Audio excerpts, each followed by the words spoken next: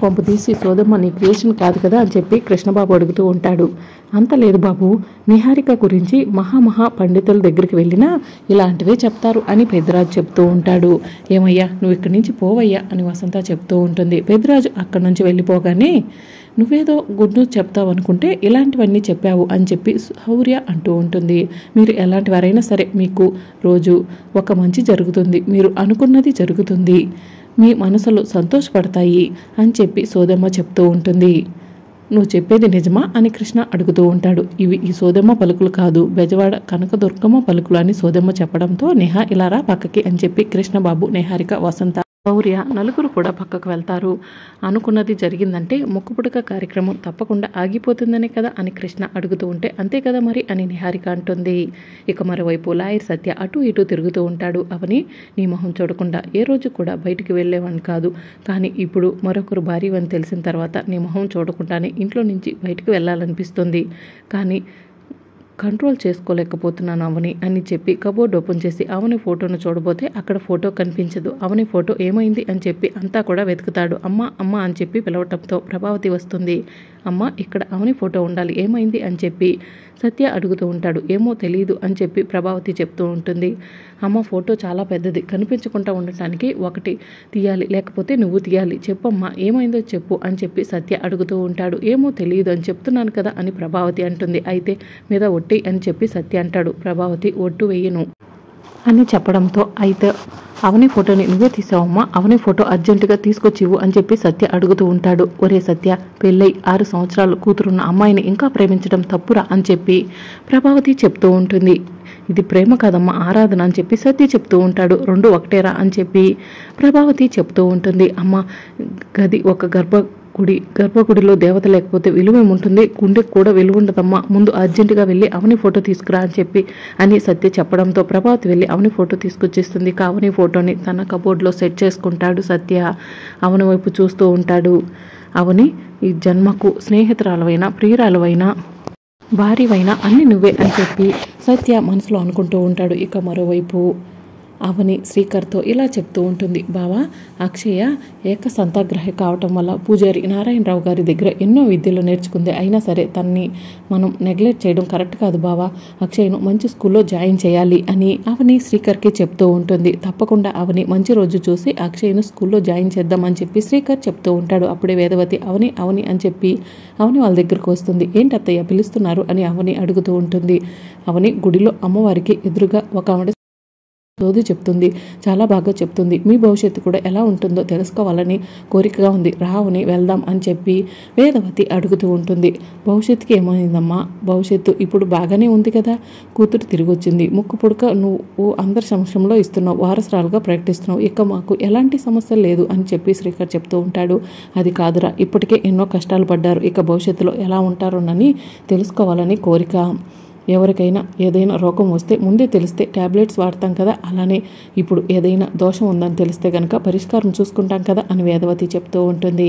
Please మాట కాదనకండి అని వేదవతి అనటంతో సరే అత్తయ్య పదండి అని చెప్పి అవని శ్రీకర్ ఇద్దరు కూడా వేదవతితో కలిసి సోదమ్మ దగ్గరకు వెళ్తూ ఉంటారు. ఇక వేదవతి మాత్రం అవని సత్యతో ఫోన్లో మాట్లాడిన విషయాన్ని గుర్తు చేసుకుంటూ ఉంటుంది. ఇక వేదవతి సోదమ్మ దగ్గరికి వెళ్ళి, సోదమ్మ ఎంత డబ్బు కావాలంటే అంత డబ్బు ఇస్తాను, వీళ్ళిద్దరూ చిన్న కొడుకు చిన్న కోడలు, వీళ్ళిద్దరి జాతకం ఎలా ఉంటుందో చూసి చెప్పు అని వేదవతి అడుగుతూ ఉంటుంది. డబ్బు కోసం చెప్పేదాన్ని కాదమ్మా, తెలిసిన విద్యతో అమ్మవారి ముందు సేవ చేసుకుంటాను. వేదవతి గారంటే 10 ఊర్లకు కంటికి కనిపించే దేవతని అందరికీ తెలుసు, మీ కొడుకు కోడలికి జాతకం చెప్పకుండా ఎలా ఉంటానమ్మా, తప్పకుండా చెప్తాను అని సోదమ్మ చెప్తుంది. ఇద్దరిని చూస్తుంటే సీతారాముల్లా ఉన్నారు, శివపార్వతులను చూసినట్టు అనిపిస్తుంది, రండమ్మ ఇలా కూర్చోండి అని సోదమ్మ చెప్తుంది. అవని ఇలా చెయ్యమ్మ, బెజవాడ కనకదుర్గమ్మ అవని జాతకం ఏంటో తెలిసేలా చెయ్యమ్మా, కంచి కామాక్షమ్మ వేదవతి గారి చిన్న కోడలి జాతకం తెలిసేలా చెయ్యమ్మా అని చెప్పి సోదమ్మ కళ్ళు మూసుకుంటుంది. ఇక కళ్ళు తెరిచి చూసేసరికి అవని చేతుల్లో రేఖలను చూసి సోదమ్మ షాక్ అయ్యి, ఒక్కసారి నీ చెయ్యి కూడా ఇవ్వండి అయ్యా అని చెప్పి అడుగుతూ ఉంటుంది. శ్రీకర్ చెయ్యి ఇవ్వగానే తల్లి చాటు బిడ్డ, తండ్రి మాటను జవదాటని బిడ్డ, వేదవతి గారి చిన్న కొడుకు జాతకం ఏంటో తెలిసేలా చెయ్యమ్మా అని చెప్పి సోదమ్మ అనుకుని మళ్ళీ శ్రీకర్ చేతిని రేఖలను చూసి షాక్ అవుతుంది. త్వరగా చెప్పమ్మా, ఏం చెప్తావోనని కుతూహలంగా ఉంది అని వేదవతి చెప్తూ ఉంటుంది. వీరిద్దరి చేతిలో రేఖలను చూశాను, కానీ వాళ్ళిద్దరి జీవితాల్లో ఏం జరుగుతుందో దాన్ని ఆ అమ్మవారు నోట పలికించట్లేదమ్మా, క్షమించండి, వీరిద్దరికీ జాతకం చెప్పలేవును అని సోదమ్మ చెప్తూ ఉంటుంది. ఇక సోదమ్మ అక్కడి నుంచి లేచి వెళ్ళిపోతుంది. అమ్మ, తృప్తి కోసం సోది చెప్పించుకోవడానికి వచ్చాను, ఆవిడేమో చెప్పకుండా వెళ్ళిపోయింది, ఏం బాధపడకమ్మా అని శ్రీకర్ చెప్తూ ఉంటాడు. ఇక ముందు ఉన్నవన్నీ మంచి రోజులే, ఏం బాధపడకండి అత్తయ్య, వెళ్దాం రండి అని అవని అంటుంది. మీరు పదండి, నేను వస్తానని వేదవతి అంటుంది. అవని శ్రీకర్ అక్కడి నుంచి వెళ్ళిపోగానే వేదవతి అమ్మవారి ముందుకు వెళ్ళి, అమ్మ, ఆ సోదమ్మ దగ్గర ఏదో దాస్తున్నట్టు అనిపిస్తుంది. ఆ సోదమ్మ చెప్పిన మాట వినగానే ముక్కుపొడికి ఇవ్వాలని చాలా సంతోషంగా ఉన్న మనసు ఎందుకో బాధగా మారిపోయిందమ్మా అని వేదవతి అమ్మవారికి నమస్కారం చేసుకుంటూ ఉంటుంది.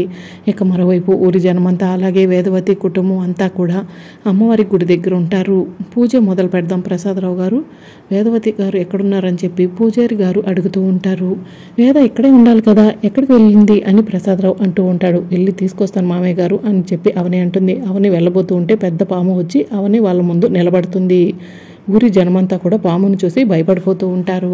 ఊరే త్వరగా పెద్ద పెద్ద కర్రలు తీసుకురండ్రా, పాముని చంపేద్దాం అని ఊరి జనమంతా అంటూ ఉంటారు. ఇక కొంతమంది వెళ్ళి కర్రలు తీసుకొస్తారు. పాముని చంపబోతూ ఉంటే వద్దు, పామును చంపొద్దు అని చెప్పి అక్షయ్ చెప్తుంది.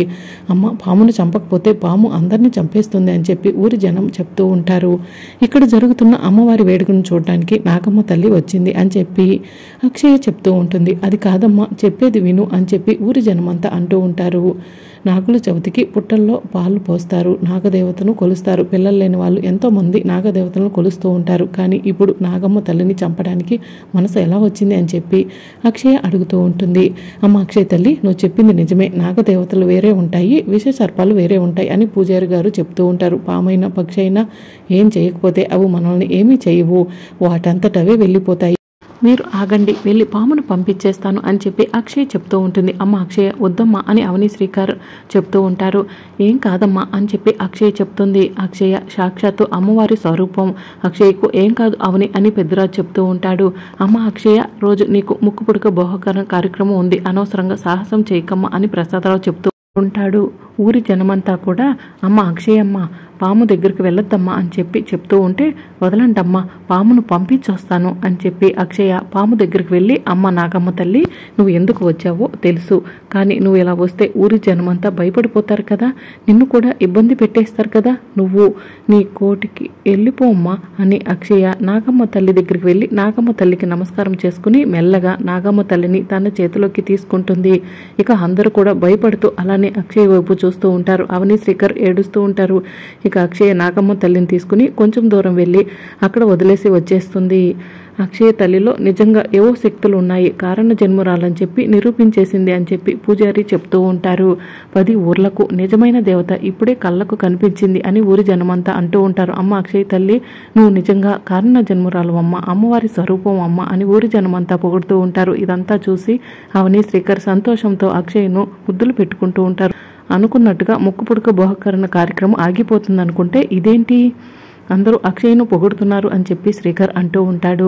సోదమ్మ చెప్పింది కదా, అనుకున్నది జరుగుతుందని, జరుగుతుందేమో చూద్దాం అని చెప్పి నిహారిక చెప్తూ ఉంటుంది. మరోవైపు సోదమ్మ, సోది చెప్తానమ్మా సోది అని చెప్పి అంటూ ఉంటే అప్పుడు వేదవతి, సోదమ్మ ఆగమ్మా, నువ్వు ఇందాకలా చెప్పకుండా వెళ్ళిపోయినప్పటి నుంచి మనసంతా కుదుటిగా లేదమ్మా, అసలు ఏంటో చెప్పమ్మా, కొడుకు కోడల జాతకం చూసావు కదా, అసలు వాళ్ళ జీవితంలో ఏం జరుగుతుందో చెప్పమ్మా అని వేదవతి సోదమ్మను అడుగుతూ ఉంటుంది. అలాంటిదేం లేదమ్మా అని చెప్పి సోదమ్మ చెప్తూ ఉంటుంది. అమ్మవారి మీద ఒట్టేసి నిజం చెప్పు సోదమ్మ అని వేదవతి అడుగుతూ ఉంటుంది. నిజం చెప్తావా లేదా అని వేదవతి బెదిరిస్తూ ఉంటే, మీరు నుంచి తప్పించుకోలేవాలని అర్థమైందమ్మా, చెప్పేస్తానని సోదమ్మ చెప్తుంది. మీ కొడుకు కోడలు చేతులు చూసిన తర్వాత వారిద్దరి జీవితంలో ఏదో పెద్ద అగాధమే ఏర్పడబోతుంది, మీరు ఊహించని విపత్తు ఏదో మీ కుటుంబంలోకి రాబోతుంది అని సోదమ్మ చెప్పడంతో వేదవతి షాక్ అవుతుంది. మరి రాబోయే ఎపిసోడ్లో ఏం జరగబోతుందో తెలుసుకోవాలనుకుంటున్నా అయితే ఛానల్ సబ్స్క్రైబ్ చేసుకోండి.